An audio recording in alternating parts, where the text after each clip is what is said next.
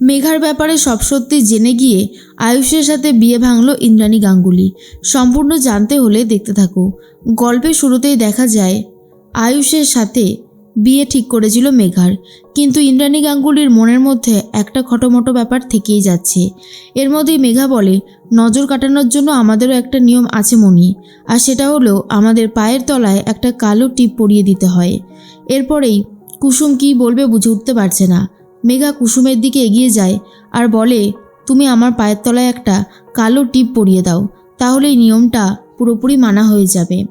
এরপর কুসুমের গায়ের ওপরে পা তুলে দেয় মেঘা, যা দেখার পরে ইন্দ্রাণী গাঙ্গুলির আরও বেশি করে অবাক লাগে আর ভাবে, এই মেঘার সাথে তো আমি আয়ুষের বিয়ে দিতে ঠিক করিনি, কেন এই মেঘাকে আমার এতটা অচেনা অজানা লাগে।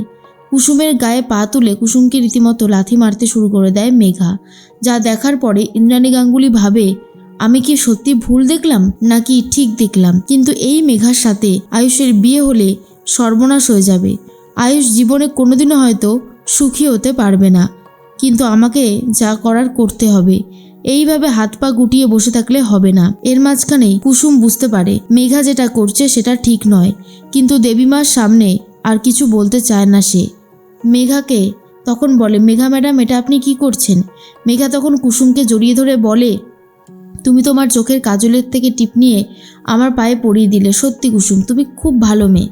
জড়িয়ে ধরে কুসুমকে বলে, সবে তো শুরু হয়েছে, তোমাকে আমার পা ধরিয়ে ছেড়েছি, এরপরে তোমার এমন অবস্থা করব যে তুমি ভাবতেই পারছো না তোমার জন্য ঠিক কী অপেক্ষা করে রয়েছে। কিন্তু ইন্দ্রাণী গাঙ্গুলি দেখে নিয়েছে সবটা, তাই মেঘার সাথে আয়ুষের বিয়ে দেবে কি না সেটা নিয়েই কনফিউশনে পড়ে গেছে। অন্যদিকে মেঘা চলে গেছে দেবলীনার সাথে জেলে দেখা করতে আর বলে, দেখেছিস কেন তোকে বারণ করেছিলাম, বারবার করে বলেছিলাম যে তুই নিজের মধ্যে থাক, নিজের সীমানার মধ্যে থাক, সেই তুই গেলি আর ধরা পড়ে গেলি, আর তারপর ওরা তোকে আবারও জেলের মধ্যে ঢুকিয়ে দিয়ে গেল। তোকে বারবার করে বলা সত্ত্বেও তুই আমার কোনো কথা শুনিসনি। ঠিক সেই মুহূর্তেই তখন দেবলীনা বলে, এই শোন, আমি কি করতাম, কুসুমের প্রতি আমার বিরাট রাগ হয়েছিল, তাই ভেবেছিলাম যে ওই কুসুমকে আমি ঠিকভাবে থাকতে দেব না। নার্সিংহোমে একা পেয়ে কুসুমকে মারতে গিয়েছিলাম, জানি না যে সেখানে ইন্দ্রাণী গাঙ্গুলি এসে থাকবে, তাহলে তো অনেক আগেই প্রিপারেশন নিয়ে যেতাম। তবে একটা জিনিস তো ভালোই হয়েছে, বিউটি প্রোডাক্টের ফর্মুলাটা চুরি করিয়ে ছেড়েছি, আর সেই ফর্মুলা অনুযায়ী আমরা আমাদের একটা বিউটি প্রোডাক্ট কোম্পানি লঞ্চ করলাম, যেখানে সমস্ত বিউটি প্রোডাক্ট প্রায় গাঙ্গুলি গ্রুপ অফ ইন্ডাস্ট্রির থেকে হাফ দামে বিক্রি হবে। এটাও কি কম বড় অ্যাচিভমেন্ট বল না? তখন মেঘা বলে, না এটা কম বড় অ্যাচিভমেন্ট না, এটা অনেক বড়ই অ্যাচিভমেন্ট। তারপরে আমরা টেন্ডারটাও পেয়ে গেছি। দেবলীনা বলে, বাহ, এটা তো আরও বেশি সুখবর। সত্যি মেঘা, একের পর এক আঘাত লাগছে ওই ইন্দ্রাণী গাঙ্গুলির, এবার বুঝবে কত ধানে কত চাল হয়। মেঘা বলে, যখনই ওরা টেন্ডারটা পায়নি, বিশ্বাস কর আয়ুষের মুখের অবস্থাটা জাস্ট দেখার মতন ছিল, আমার যে কী আনন্দ হচ্ছিল তোকে বলে বোঝাতে পারবো না। তখনই দেবলীনা বলে, খুব ভালো কাজ করেছিস, অ্যাকচুয়ালি এবার ইন্দ্রাণী গাঙ্গুলি বুঝবে কেমন লাগে। তখনই মেঘা বলে, একটা জিনিস নিয়ে আমার খুব ডাউট হচ্ছে জানিস দেবলীনা। তখন দেবলীনা বলে, কি হয়েছে? মেঘা বলে, এত কিছু হয়ে গেল, ইন্দ্রাণী গাঙ্গুলির মধ্যে একটুও চেঞ্জেস লক্ষ্য করলাম না, ইন্দ্রাণী গাঙ্গুলি বেশ নর্মালই রয়েছে, কি হচ্ছে বোঝা খুব মুশকিল। দেবলীনা বলে, চিন্তা করিস না, সব ঠিকই হবে, যা হবার ভালোই হবে। এর মাঝখানে ইন্দ্রাণী গাঙ্গুলির ছেলে আয়ুষ কথা বলতে থাকে ঈশানের সাথে আর বলে, ঈশান, ফর্মুলাটা আমি অনেক সুন্দরভাবে সিকিউর করে রেখেছিলাম, তারপরেও সব কিছু চুরি হয়ে গেলেও এমনকি টেন্ডারটাও আমরা পেলাম না।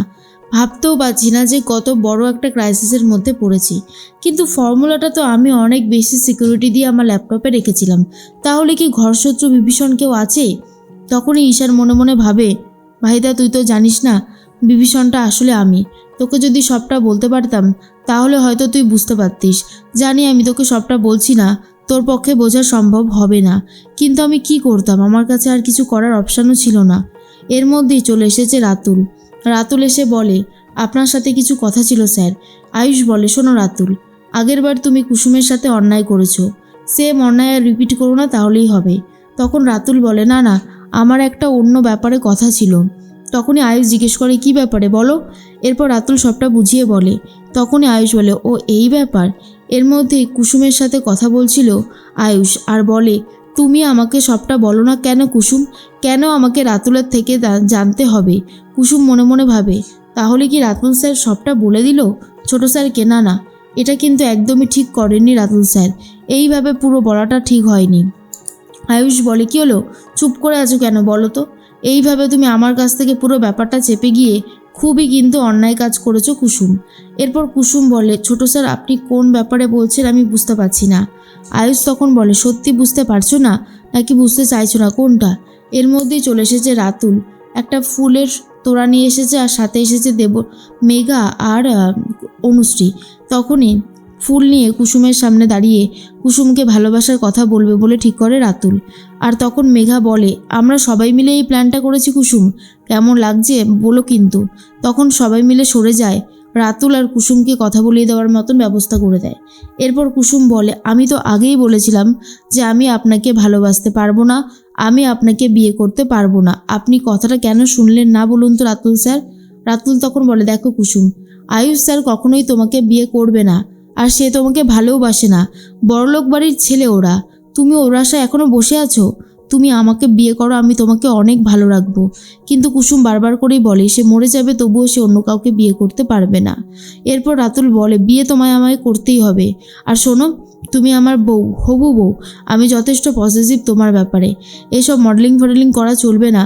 আর শহর জুড়ে সবার বাড়ির সামনে তোমার পোস্টার লাগানো ছবিগুলোও থাকবে না। তুমি ইন্দ্রাণী গাঙ্গুলিকে বলে দেবে যে তুমি এসব কিছু করতে পারবে না, বুঝতে পারলে।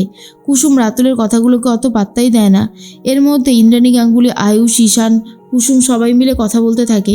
ইন্দ্রাণী গাঙ্গুলি বলে আর কয়েকটা দিন, তারপরেই কুসুমের ছবি ভালো করে শহরে ছড়িয়ে পড়বে। সবাই কুসুমকে দেখে জাস্ট অবাক হয়ে যাবে। তখনই আয়ুষ বলে ঠিকই বলেছ, যা করার খুব ভালোভাবে করতে হবে। এর মাঝখানে তখনই কুসুম বলে মাফ করবেন, আমি এই শ্যুটটা করতে পারবো না দেবীমা। দেবীমা এটা শোনার পর অবাক হয়ে যায়, যেমন আয়ুষ আর ঈশান তার থেকেও বেশি রেগে যায় আর বলে কি বলছো নাকি কুসুম, আমাদের সমস্ত প্ল্যানিং রেডি আছে আর তুমি কিনা এখন শেষ মুহূর্তে এসব বলছো কেন।